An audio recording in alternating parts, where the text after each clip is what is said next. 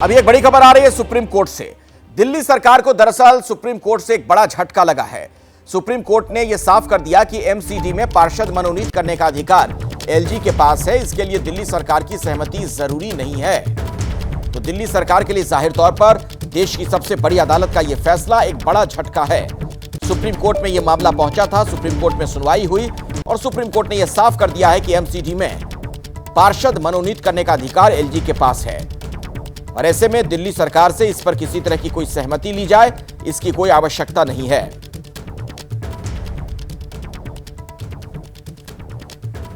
और सीधे आइए मैं आपको लिए चलता हूं, मेरे साथ निपुण सहगल मेरे सहयोगी जुड़ गए इसी खबर पर और विस्तार से आप तक जानकारी पहुंचाने वाले हैं। निपुण,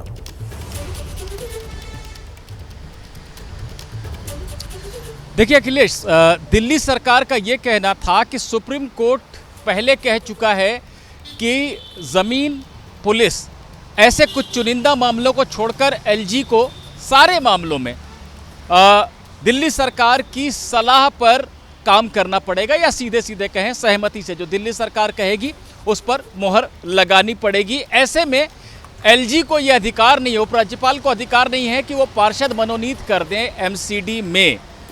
ये लड़ाई थी जो पिछले करीब डेढ़ साल से भी ज़्यादा समय से चल रही थी और एमसीडी में स्टैंडिंग कमेटी नहीं बन रही थी, क्योंकि जो मनोनीत पार्षद होते हैं जिन्हें एल्डरमैन कहा जाता है, जिनकी संख्या 10 होती है, वो भी वोट देते हैं स्टैंडिंग कमेटी के चुनाव में और स्टैंडिंग कमेटी ही एमसीडी के मुख्य काम करती, यानी इस विवाद में एमसीडी के काम भी रुके हुए थे।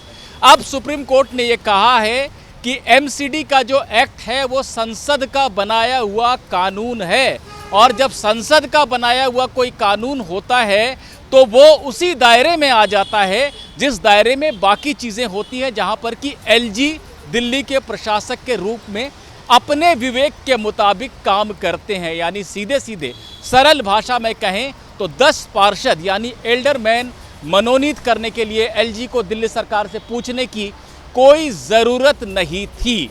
उन्होंने जो किया सो सही किया। अब इसका परिणाम क्या होगा? परिणाम को समझिए कि दिल्ली में हालांकि बहुमत है एमसीडी में आम आदमी पार्टी का, लेकिन ये बहुत बड़ा बहुमत नहीं है।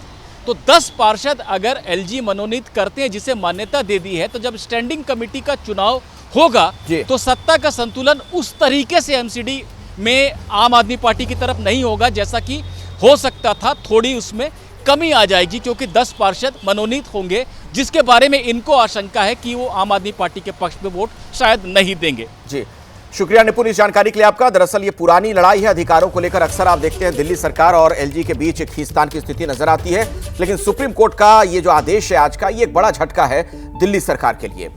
अब खबरों में हम आगे बढ़ते हैं। अयोध्या रेपकांड की बात करें तो उसी से जुड़ी अभी की बड़ी खबर मैं आपको बता दूं। बीजेपी डेलीगेशन ने दरअसल हाईकमान को एक रिपोर्ट सौंपी है। 4 पन्नों की रिपोर्ट में लोकल पुलिस पर सवाल खड़े किए गए हैं और इस रिपोर्ट में समाजवादी पार्टी पर भी हमला किया गया है। पीड़ित के लिए मुआवजा बढ़ाया जाए, यह भी इस रिपोर्ट में कहा गया है और आज राज्यसभा में बाबूराम निषाद यह मुद्दा उठाएंगे। तो 4 पन्नों की रिपोर्ट सौंपी गई है हाईकमान को।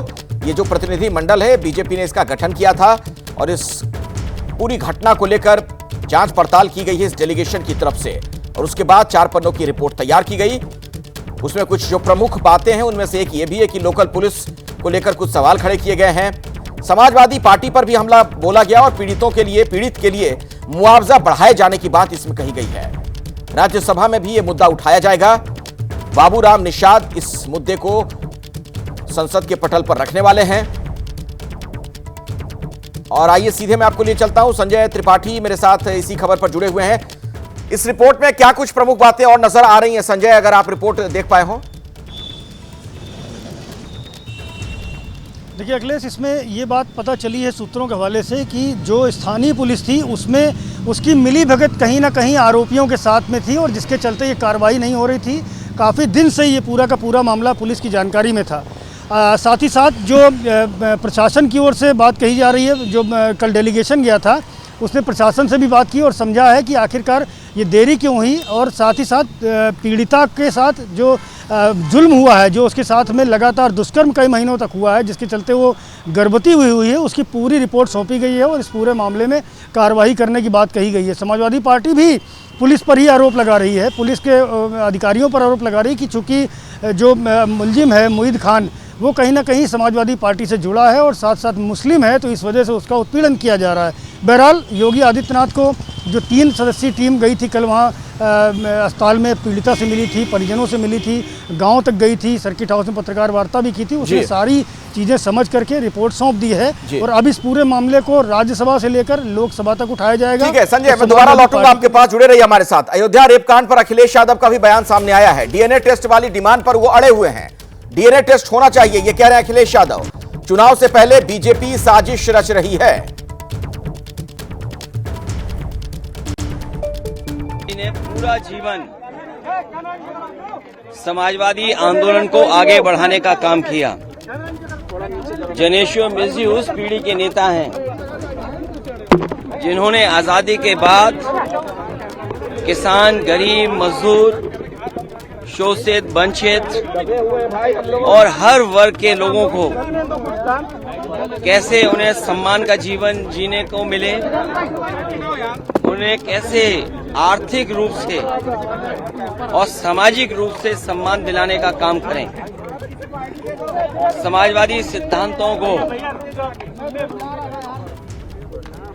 गैर बराबरी के खिलाफ और जाति भेदभाव के खिलाफ उन्होंने न केवल समाज को एकजुट करने का काम किया, बल्कि उस सिद्धांत को आगे बढ़ाने का काम और हम नई पीढ़ी के लोगों तक देने का काम किया।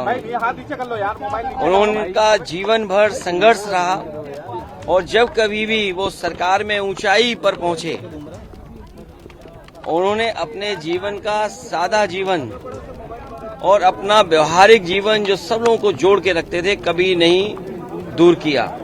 और हमें याद है कि 5 अगस्त के दिन जो उनका घर दिल्ली में था, उस घर के बाहर उन्होंने लोहिया के लोगों का लेकर के एक तख्ती लगाई हुई थी और उस दिन पूरे प्रदेश और देश के लोग उनके घर जाकर के उन्हें बधाई और मुलाकात करते थे। कोई पॉलिटिकल पार्टी, अगर समाजवादी पार्टी ये बात कहती है कि डीएनए टेस्ट होना चाहिए, कैसे मुख्यमंत्री हैं ये, इन्हें कौन राय दे रहा है? ये कानून किसका संशोधित है? ये इन्हीं का संशोधित कानून है 2023 का, जिसमें ये कहा गया है कि डीएनए टेस्ट होना चाहिए अगर 7 साल से ज्यादा किसी की सजा का कोई प्रावधान है तो क्या गलत मांगा? और उनके परिवार के लोग कह रहे हैं, और वहां भी पुलिस सच्चाई जानती है, हमारे पत्रकार साथी भी जानते हैं सच्चाई। वहां की पुलिस जब बीजेपी के इशारे पर और वो सच्चाई से अगर काम करना चाहते तो उन्होंने क्या किया? उन अधिकारियों के खिलाफ कार्रवाई कर दी। तमाम अधिकारी ऐसे हैं जो कह रहे हैं कि हमें तो नौकरी बचानी है, हम क्या करें? हम टेंशन में आ जाएं कि हम भी सर मार दें किसी आदमी के सर पे। आपने देखा नहीं बनारस में क्यूटो में क्या हुआ? अधिकारी पे इतना प्रेशर कि वो आकर के सर मार दिया उसके व्यापारी के। आइए एक बार फिर से मैं आपको लखनऊ लिए चलता हूं, मेरे साथ संजय वहां से लगातार जुड़े हुए मेरे सहयोगी। संजय, डीएनए टेस्ट वाली डिमांड पर अखिलेश यादव अड़े हुए हैं। आप जहां पर खड़े हैं, आपके पीछे मुझे वो पोस्टर नजर आ रहा है जो शायद बीजेपी की तरफ से लगाया गया है, जिसमें इसी को लेकर तंज कसा गया है। बिल्कुल ऐसे पोस्टर जो अखिलेश जो शहर में कई अलग अलग जगहों पर लगाए गए हैं। ये पोस्टर जो है वो डिप्टी सीएम ब्रजेश पाठक के आवास के सामने लगा हुआ है और जिसमें लिखा हुआ है साफ तौर पर कि अखिलेश यादव को पीडी यानी पिछड़ा और दलित से कोई लेना देना नहीं है। ये मोहित चूंकि ए है, अल्पसंख्यक है, इसलिए उसको कुछ नहीं होना चाहिए, इस तरह की बात इसमें लिखी गई है। और प्रतापगढ़ के कोई भाजपा नेता मनीष शुक्ला टीसू हैं, इनकी ओर से ये पोस्टर लगाया गया है। तो आप समझ सकते हैं कि जो मैं बात कह रहा था कि ये सियासत केवल जुबानी नहीं रह गई है, बल्कि ये धरातल पर भी नज़र आ रही है। डीएनए टेस्ट और नार्को टेस्ट की मांग समाजवादी पार्टी के नेता कर रहे हैं और काउंटर में जो यूपी के डिप्टी सीएम हैं केशव प्रसाद मौर्य, उनका कहना है कि जब समाजवादी पार्टी के समय में अपराध होते थे, बलात्कार होते थे, हत्या होती थी, तो क्या उस वक्त आरोपियों का या पीड़ित पक्ष का नार्को टेस्ट या डीएनए होता था क्या? तो ऐसी डिमांड वो कर रहे हैं। समाजवादी पार्टी के लोगों का कहना है ये एक मामला नहीं है अयोध्या का, ऐसे उत्तर प्रदेश में रोजाना कोई ना कोई घटना सामने आ रही है, तो सरकार को चाहिए कि सभी में इस तरह कार्रवाई करे, सभी बुलडोजर चले।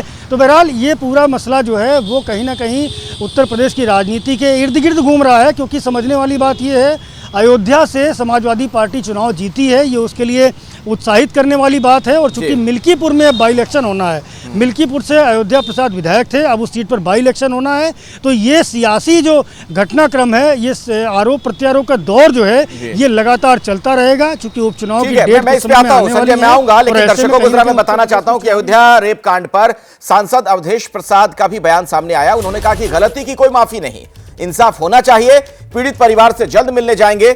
अवधेश प्रसाद ने कहा कि हम पीड़ित परिवार के साथ हैं और गलती की कोई माफी नहीं।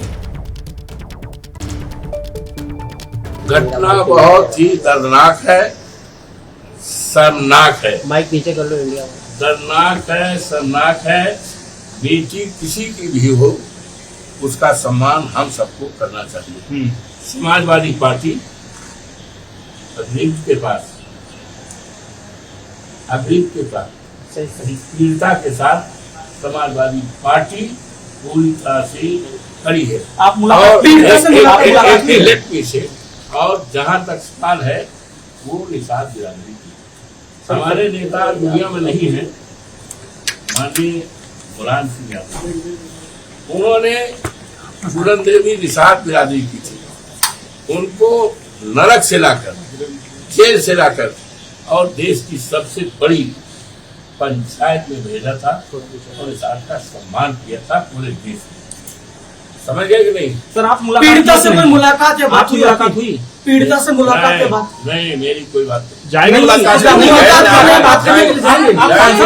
अयोध्या भी गए, जाएंगे निश्चित। कब जाएंगे सर? आप गए? सबको जा रहे हैं, आप कांग्रेस के लोग भी जा रहे हैं। ऐसा है, सबको जाना चाहिए, आप भी जाओ। लेकिन ऐसा है क्या, मैं गया था जरूर, लेकिन मेरे क्षेत्र में कुछ बड़ी दर्दनाक घटनाएं हुई थी। 1 दर्जन से ज्यादा लोग मरे और बहुत दर्दनाक। मोइन खान पे पीड़िता से मुलाकात ऐसा है, जो भी आरोपी हो, चाहे जिस जात का हो, चाहे जिस बिरादरी का हो, जो भी आरोपी हो, उसके खिलाफ कड़ी से कड़ी कार्रवाई की जाए, उसको फांसी के फंदे पर लटकाया जाए। पार्टी से निकाला गया सर? और पार्टी से निकालने के लिए हमारे नेता ने एक उच्च स्तरीय कमेटी बना दी। आज ये बुलडोजर आज उसके घर पे चला। सुनिए, और कमेटी को यह कहा गया है जल्दी से जल्दी तथ्यों के आधार पर, घटना के आधार पर। तो जो बाई इलेक्शंस होने वाले हैं यूपी में, उससे भी इस पूरे घटनाक्रम को जोड़कर देखा जा रहा है, जिस तरह की सियासत देखने को मिल रही है। वक्फ एक्ट में बदलाव को लेकर राजनीति गर्म है। कांग्रेस का कहना है कि अपनी असफलताओं से ध्यान भटकाने के लिए ऐसी बात की जा रही है, सरकार बात कर रही है ताकि महंगाई, बेरोजगारी जैसे मुद्दों पर चर्चा ना हो। सरकार अगर कोई बदलाव लाना चाहती है तो प्रभावित पक्ष से बात करनी चाहिए, जेडीयू, टीडीपी, एलजेपी जैसे सहयोगियों से बात करनी चाहिए।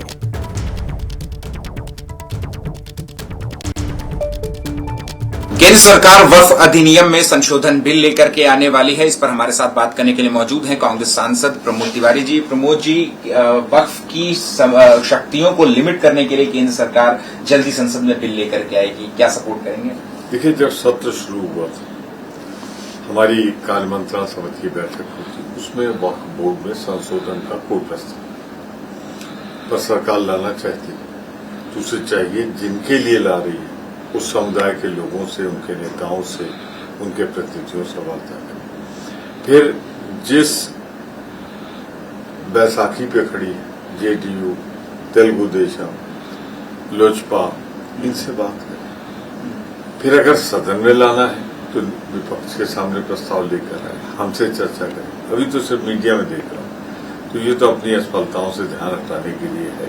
जब हमारे सामने आएगा, प्रारूप के रूप में आएगा, ड्राफ्ट के रूप में आएगा, प्रस्ताव के रूप में आएगा, तब पढ़ने के बाद ही हम इस पर प्रतिक्रिया मेरिट कर देंगे। क्या आपको लगता है कि वक्फ की जरूरत है कि वक्फ के बारे में जो इस तरीके की भ्रांतियां हैं कि किसी भी संपत्ति को वक्फ अपनी संपत्ति घोषित कर देता है, कोर्ट में अपील नहीं की जा सकती, ट्रिब्यूनल में जाना पड़ता है? देखिए, सामने जब आएगा, पढ़ लेने के बाद क्या संशोधन ला रहे हैं, क्या जो आप कह रहे हैं वो संशोधन ला रहे हैं, या क्या लाने, सूत्र पढ़ने के बाद ही प्रतिक्रिया। एक आखिरी सवाल है कि महिलाओं की भागीदारी भी उस संशोधन का एक बहुत बड़ा हिस्सा होगी। वक्फ बोर्ड और काउंसिल में भी कम से कम 2 महिलाओं की भागीदारी होनी चाहिए। ये भी एक बड़ा संशोधन जो कि केंद्र सरकार कह रही है। मैं कह रहा हूँ ड्राफ्ट आया नहीं, एयर में है, हवा में है, मीडिया में है, तो ये तो छोड़े जाते हैं सब। किसकी आने तरफ से? दीजिए, सरकार की तरफ से। क्यों? इसलिए कि जिससे चर्चा हो इस पर, लोगों का ध्यान महंगाई से हटे, बेरोजगारी से हटे और चीजों से हटे। जहां तक हमारे सामने जब तक ड्राफ्ट नहीं है, हम देख नहीं लेंगे, सरकार की इच्छा नहीं जान लेंगे, तब तक मैं इस पर प्रतिक्रिया देने से कोई फायदा नहीं। ठीक है, शुक्रिया बात करने के लिए। कैमरा पर्सन राजेश कुमार के साथ अमित लाल, एबीपी न्यूज, दिल्ली। वक्फ बोर्ड एक्ट में संशोधन को लेकर विपक्ष सवाल उठा रहा है, लेकिन बीजेपी का कहना है कि किसी तरह के सुधार को सांप्रदायिक रंग देना ठीक नहीं। कानून में संशोधन वक्त की जरूरत है, यानी वक्त का तकाजा है कि अब इसमें बदलाव हो, संशोधन हो। सूत्रों के मुताबिक केंद्र सरकार वक्फ अधिनियम में संशोधन बिल लेकर के आने वाली है। इस पर हमारे साथ बात करने के लिए मौजूद हैं पूर्व केंद्रीय मंत्री मुख्तार अब्बास नकवी। नकवी साहब, वक्फ अधिनियम काफी कई बार ये बात चर्चा चली कि इसमें संशोधन की जरूरत है, और अब वाकई में केंद्र सरकार ला रही है। देखिए, अब जहां तक वक्फ की व्यवस्था या वक्फ का सिस्टम है, उस वक्फ के सिस्टम को टच मी नॉट की सोच, सनक और संकीर्ण सियासत से बाहर करना होगा। जब तक आप जो है वो वक्फ के सिस्टम को छुईमी बना के रखेंगे, आप बना के रखेंगे कि टच मी नॉट, तो उस तब तक जो है वो आपकी इसी तरह की सोच, इसी तरह की सनक और इसी तरह की संकीर्ण सियासत दिखाई पड़ेगी। उससे भी महत्वपूर्ण है कि लॉन्ग पेंडिंग प्रॉब्लम का लॉजिकल एंडिंग सोल्यूशन जो है वो वक्त की भी जरूरत है और वक्त की भी जरूरत है।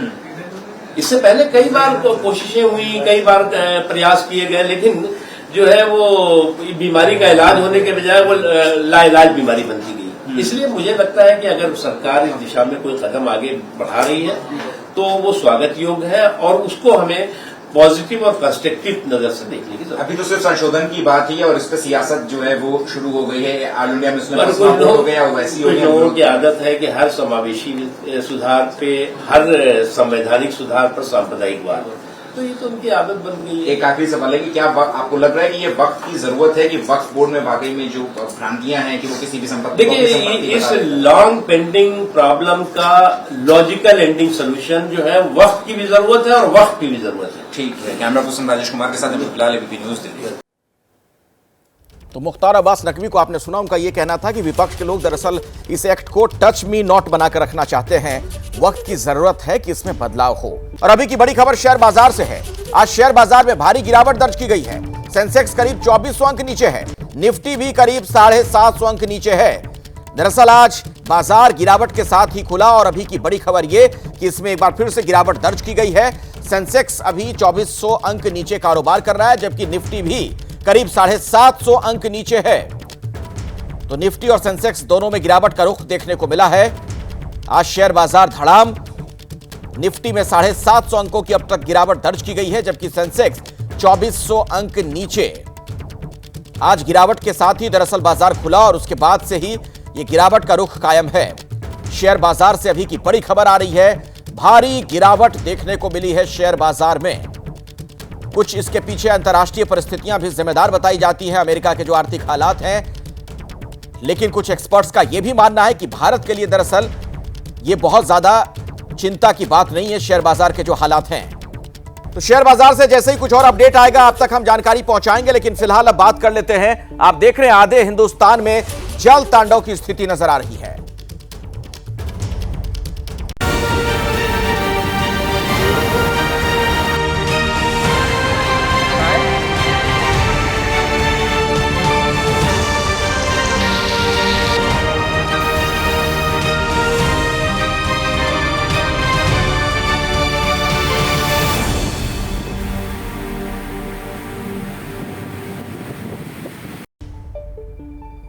मॉनसून के मौसम में देश में पहाड़ से मैदान तक पानी की विनाश लीला देखने को मिल रही है। इससे जुड़ी अभी की बड़ी खबर मैं आपको बता दूं, देश के कई राज्यों में बारिश से बहुत बुरे हालात हैं और मौसम विभाग ने बारिश की चेतावनी फिर से जारी की है। एमपी, राजस्थान, गुजरात के लिए अलर्ट जारी कर दिया गया है। कोंकण, गोवा, महाराष्ट्र के लिए भी चेतावनी जारी की गई है। मौसम विभाग ने बारिश का रेड अलर्ट दरअसल जारी किया है, यानी इन जगहों पर हालात अभी और खराब हो सकते हैं। देश के किन राज्यों में बारिश से बुरे हालात हैं, उनकी तस्वीरें हम आपको दिखाते हैं। आप देख सकते हैं तस्वीरों में जम्मू कश्मीर हो, उत्तराखंड हो, हिमाचल प्रदेश हो, महाराष्ट्र, गुजरात, केरल, मध्य प्रदेश और छत्तीसगढ़ भी बारिश से जनजीवन बिल्कुल अस्त व्यस्त है। तो क्या मैदानी इलाके और क्या पहाड़ी इलाके? राजस्थान से भी खबर है कि कई शहरों में बारिश से लोगों की जिंदगी बहुत मुश्किल हो गई है। बूंदी में बारिश मुसीबत बनकर बरसी है। इससे जुड़ी बड़ी खबर आपको मैं बता देता हूं। राजस्थान के बूंदी में बारिश से बहुत बुरा हाल है। सड़क पर सैलाब उतर आया है। बारिश के पानी में बहती दिखी गाड़ियां, लोगों के घरों में बारिश का पानी घुस चुका है। तस्वीरें हम आपको दिखाएंगे। ऐसा लग रहा है कि मानो किसी नदी के अंदर यह शहर बसा हो। बारिश के पानी में बहती कई गाड़ियां भी नजर आई हैं। सड़कें पानी पानी, सैलाब में बहती गाड़ियां आप देख सकते हैं। रिहायशी इलाकों में पानी घुस गया है। बूंदी में बारिश के चलते किस तरह के हालात बने हैं, उसकी बानगी ये तस्वीरें हैं। आप देखिए सड़कों का क्या हाल है। कई कार्स आप देख पा रहे होंगे इस तेज बहाव में पानी के किस तरह से वो बह गई है। लोगों के घरों में पानी घुस गया है, कॉलोनियां जलमग्न है। बहुत बड़ा नुकसान लोगों को हुआ है। उनके घर के सामान भी इस पानी की वजह से खराब हो गए। ये बूंदी की तस्वीरें हम आपको दिखा रहे हैं, जहां पर बारिश की बूंदों ने किस तरीके से कहर बरपाने का काम किया है वो आप देख पा रहे होंगे। तो सैलाब में किस तरीके से गाड़ियां बह गई हैं वो आप देख पा रहे होंगे। कुछ लोग अपने बहते सामान को बचाने की कोशिश में भी नजर आ रहे हैं, लेकिन बिल्कुल लोग असहाय महसूस कर रहे हैं, क्योंकि जो पानी का प्रवाह है वो बहुत ज़्यादा तेज़ है। मलबा, पानी और तेज़ गति से ये लोगों की गलियों से गुजरता हुआ, कॉलोनियों से गुजरता हुआ लोगों के घरों के अंदर भी पानी घुस चुका है। घर, बाजार, दुकान, हर तरफ का मोबिश एक जैसे हालात हैं। और कुछ जगहों पर अब थोड़ा पानी कम हुआ है, लेकिन अभी भी बीमारी का खतरा वहां पर मंडरा रहा है, क्योंकि काफी समय से वहां पर सड़कों पर पानी जमा है। गाड़ी खत्म हो जाती है और लोगों के लिए तमाम तरह की दिक्कतें इसलिए हो जाती हैं क्योंकि उनकी जो रोजमर्रा की जरूरत की चीजें हैं वो उन तक नहीं पहुंच पाती हैं। लोग घरों में कैद होकर रह जाते हैं। सबसे ज्यादा दिक्कत बच्चों के लिए, बूढ़ों के लिए, बुजुर्गों के लिए, बीमारों के लिए। और ये देखिए घर के अंदर जो पानी घुस गया, ये किसी के घर के अंदर की तस्वीर आप देख रहे हैं। शायद ड्राइंग रूम है, आप देख पा रहे हैं हर तरफ वहां पर पानी ही पानी। घर के अंदर रखा हुआ जो सामान होता है, खासतौर पर जो इलेक्ट्रॉनिक इक्विपमेंट्स होते हैं, वो खराब हो जाते हैं।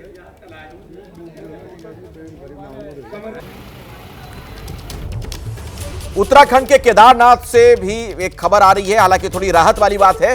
केदारनाथ में मौसम साफ होने से थोड़ी राहत लोग महसूस कर रहे हैं। आज यात्रियों का रेस्क्यू फिर से शुरू किया गया है। चिनूक और MI-17 हेलीकॉप्टर की मदद ली जा रही है। केदार धाम के पास फंसे लोगों को अब निकाला जा रहा है। अब तक 65 यात्री गौचर हवाई पट्टी पर पहुंचाए गए। ये तमाम श्रद्धालु वहां पर फंस गए थे।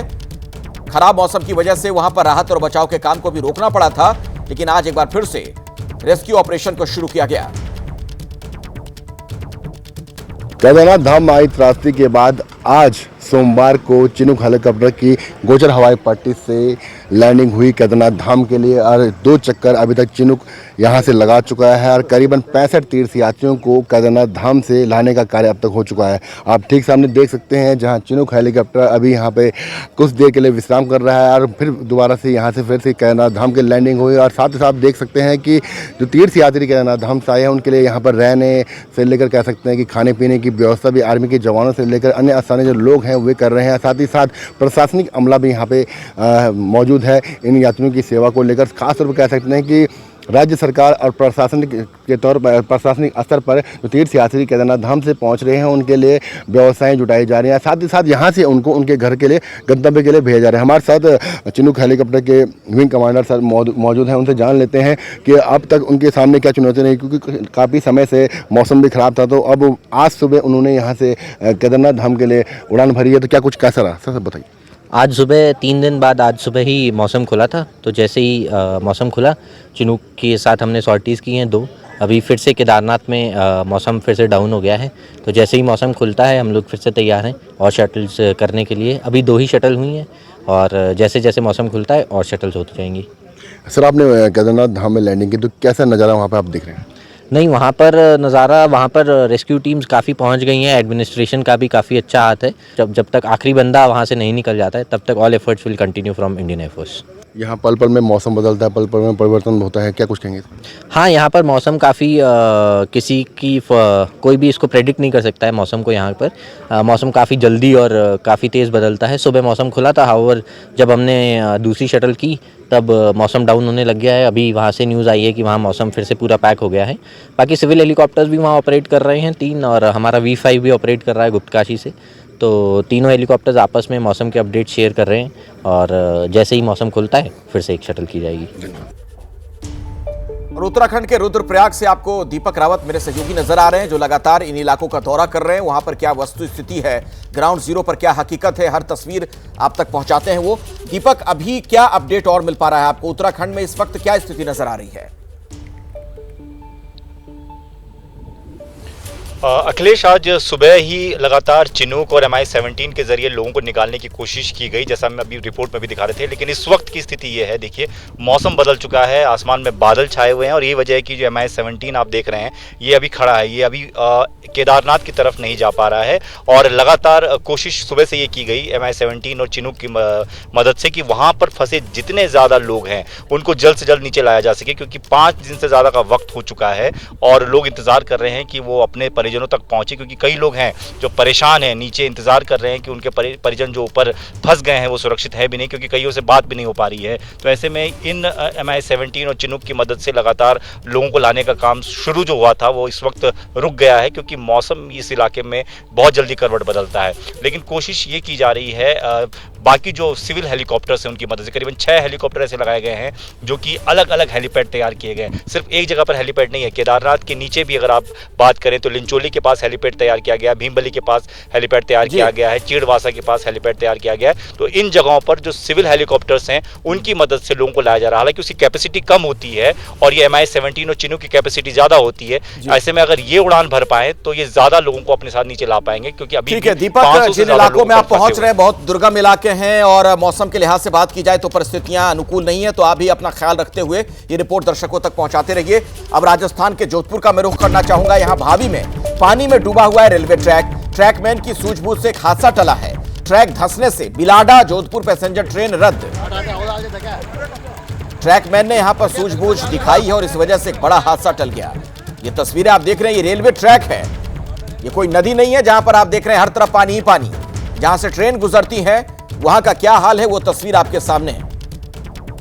तो राजस्थान का बड़ा शहर जोधपुर और वहां की तस्वीर आप देख पा रहे हैं किस तरीके के हालात बने हुए हैं। ये एक रेलवे ट्रैक है जहां से ट्रेन गुजरती हैं, वहां पर अब पानी का कब्जा हर तरफ हो चुका है। अब हम आपको लिए चलते हैं गुजरात। यहां भी बारिश ने लोगों की दिक्कतें बढ़ा दी हैं। यहां नवसारी में बारिश से नदियां उफान पर हैं, कहीं नदियों के पानी ने गांव जाने वाला जो रास्ता है उसे काट दिया है, तो कहीं सड़क पर बहते सैलाब से लोगों को वहां पर पार कराने के लिए प्रशासनिक अमला लगातार जुटा हुआ है। नवसारी की ये तस्वीर आपके सामने है और वलसाड की तस्वीर भी। वलसाड में भी भारी बारिश के चलते हालात बहुत खराब हैं। कई जगह बाढ़ के हालात से लोग दो चार हो रहे हैं। हालांकि प्रशासन की तरफ से मदद वहां पर मुहैया कराई जा रही है जल्द से जल्द लोगों को, ये जानकारी भी हमें मिली है। लेकिन जितनी भी मदद की जाए, जिस तरीके के हालात बन जाते हैं, असामान्य स्थितियां हो जाती हैं, ऐसा लगता है कि मानो ऊंट के मुंह में जीरा हो। हजारों की संख्या में लोग प्रभावित होते हैं बाढ़ और बारिश से। ये गुजरात की तस्वीर आपके सामने जहां पर सैलाब का सितम आप देख पा रहे हैं।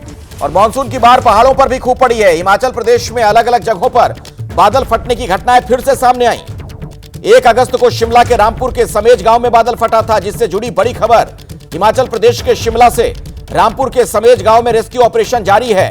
5वां दिन है। 1 अगस्त को समेज गांव में फटा था बादल, 6 लोगों की मौत हो गई, 36 लोग आपदा में लापता बताए जाते हैं।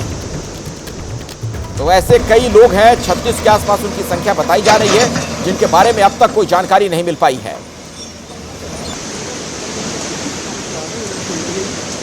बादल फटने की घटना हुई, अतिवृष्टि और उसके बाद जिस तरीके के हालात बन गए वो तस्वीरें आपके सामने हैं। मिलिट्री की मदद लेनी पड़ रही है, सेना के जवान वहां पर लगातार मुस्तैद हैं। एनडीआरएफ, एसडीआरएफ, हर तरफ से प्रशासन की तरफ से मदद के लिए हाथ बढ़ाया जा रहा है। लेकिन अचानक जो बहुत तेज बारिश हुई, इस वजह से वहां पर भारी नुकसान हुआ है। और बादल फटने की घटनाओं की बात की जाए तो हाल के दिनों में उसमें बहुत ज्यादा वृद्धि दर्ज की गई। ये तस्वीरें जरा आप देखिए, नीचे पानी का जो उफान है, तेज बहाव है। अस्थायी तौर पर जो पुल बनाए गए हैं उसकी मदद से लोगों को वहां से निकाला जा रहा है। तो पहाड़ से मैदान तक बादलों की दहाड़ और उसके बाद किस तरीके के हालात बन जाते हैं वो आप देखिए। और सलाम है सेना के इन जवानों को जो कठिन से कठिन परिस्थितियों में भी लोगों की मदद करने के लिए वहां पर पहुंच जाते हैं। आप थोड़ी देर पहले वो तस्वीर देख रहे थे कि रस्सियों की मदद से एक अस्थायी पुल का निर्माण किया गया और उसके जरिए फिर लोगों को वहां से निकाला जा रहा था। और जो मलबा आ गया है सामने, उस मलबे को हटाने का काम भी चल रहा है। और लाहौल स्पीति की पट्टन घाटी में भी बादल फटा है। बादल फटने से आवाजाही प्रभावित हुई है। मलबा आ जाने से एक पुल को भी वहां पर नुकसान पहुंचा है। तो हिमाचल प्रदेश में अलग अलग जगहों से लगातार बादल फटने की घटनाएं सामने आ रही हैं। लाहौल स्पीति की घटना है, यहां पर एक पट्टन घाटी जगह को कहते हैं, जहां की तस्वीर आप देख रहे हैं। आप देख रहे हैं कितना मलबा अचानक से आ गया। और लोहे का यह पुल आपने देखा जो पूरी तरीके से क्षतिग्रस्त हो चुका है। तो पानी का तेज बहाव अपने साथ मलबा भी लेकर आता है और इस मलबे की वजह से आसपास के जो गांव होते हैं, पुल हो, सड़क हो, उसे भारी नुकसान पहुंचता है। तो मानसून की मार की वजह से तेज बारिश और उसके बाद पहाड़ी इलाकों में लैंडस्लाइड की घटनाएं हो जाती हैं, बादल फटने की घटनाएं होती हैं। अब आपको नासिक लिए चलते हैं। यहां भी लगातार बारिश से मुसीबतें बढ़ी हुई हैं लोगों की। गोदावरी नदी उफान पर है और अभी बड़ी खबर यह आ रही है, नासिक में बारिश से गोदावरी नदी का जलस्तर बढ़ गया है और सड़कों पर भी पानी भर चुका है। और धार्मिक नगरों में जैसा कि होता है, नदियों के आसपास बड़ी संख्या में मंदिर बने होते हैं। ये तमाम मंदिर भी जलमग्न। गोदावरी नदी का जलस्तर बढ़ गया और उसके बाद ये तस्वीर जो आपको हम दिखा रहे हैं, ये नासिक की तस्वीर है। ये तमाम जो मंदिर आप देख रहे हैं, उसी में कालाराम मंदिर भी, जहां पर प्रधानमंत्री मोदी भी पूजा अर्चना के लिए पहुंचे थे। 2024 के चुनाव के पहले जो तस्वीरें वहां से सामने आई थी, ये मंदिर भी आप देख रहे हैं जलमग्न। ये नासिक में घाट है गोदावरी नदी के किनारे, जहां पर लोग स्नान के लिए भी पहुंचते हैं। तमाम यहां पर मंदिर हैं और ये मंदिर जिसका मैं आपसे जिक्र कर रहा था, खुद प्रधानमंत्री भी यहां पर पहुंचे थे 2024 के चुनाव के पहले पूजा अर्चना करने के लिए। ये मंदिर भी जलमग्न है। इसके अंदर भी देखिए पानी घुस गया है। ये महाराष्ट्र के नासिक की तस्वीर, हर तरफ पानी ही पानी। ये जो आप घाट देख रहे हैं, यहां पर पानी नहीं पहुंच पाता है। गोदावरी नदी का जो जलस्तर है इतना कभी नहीं होता। अमूमन वहां पर पानी बहुत नीचे होता है। इसी घाट से हमारे दर्शकों ने चुनाव के वक्त में कौन बनेगा प्रधानमंत्री कार्यक्रम भी देखा था। लेकिन अभी देखिए जरा, यहां पर हर तरफ पानी ही पानी नजर आ रहा है। खास तौर पर वहां पर जो मंदिर हैं वो पूरी तरीके से, उनका जो निचला हिस्सा है वो जलमग्न नजर आ रहा है। और अब ये हम आपको मालेगांव की तस्वीरें दिखा रहे हैं, जहां पर हेलीकॉप्टर की मदद ली जा रही है ताकि लोगों को वहां से निकाला जा सके। ये तमाम लोग वहां पर फंस गए हैं। ऐसा लग रहा है जैसे ये कोई टापू सरीखा इलाका बन गया हो, आइलैंड हो, चारों तरफ पानी पानी। और ऐसे में अब हेलीकॉप्टर की मदद ली गई है ताकि जल्द से जल्द यहां फंसे लोगों को वहां से निकाला जा सके। तो एयरफोर्स हो या फिर हमारी सेना हो, आर्मी, तमाम लोग डटे हुए हैं और इन लोगों को निकालने की कोशिशें की जा रही हैं। यह महाराष्ट्र के मालेगांव की तस्वीर। तो आधे हिंदुस्तान पर इस वक्त पानी का तांडव नजर आ रहा है। उसकी वजह से बड़ा नुकसान भी हुआ है। जहां तहां लोग फंसे हुए हैं। ये मालेगांव में आप देख पा रहे हैं किस तरीके से हेलीकॉप्टर की मदद लेनी पड़ी है ताकि जो लोग वहां पर फंसे हुए हैं पानी के बीच में, उन्हें जल्दी से जल्दी वहां से निकाला जा सके। तो पहाड़ से मैदान तक हर तरफ मच्छी पकड़ने, टाइम पास करने, तो इधर से गए 5-10 मिनट रुके, उधर लगेज पानी चालू हो गया। हमेशा जाते हो? नहीं, हम कभी कभी आते। हाँ, कभी कभी आते, हम बार बार नहीं आते। और कितने लोग हैं वहाँ पे? अभी 15 लोग टोटल थे, जिसमें से हम 5 लोग आ गए, 10 लोग अभी है उधर। आपण बघतोय यांची प्रतिक्रिया जाणून घेतली आपण। 15 एकूण लोक होते। तो आप सुन पा रहे थे वहां लोगों को। और मालेगांव की तस्वीर एक बार फिर से आपके सामने है, जहां पर आप देख पा रहे हैं कि बड़ी संख्या में लोग इस हेलीकॉप्टर के इंतजार में खड़े नजर दिख रहे हैं और इन्हें जल्द से जल्द यहां से निकाला जाए, इसके लिए कोशिशें की जा रही हैं।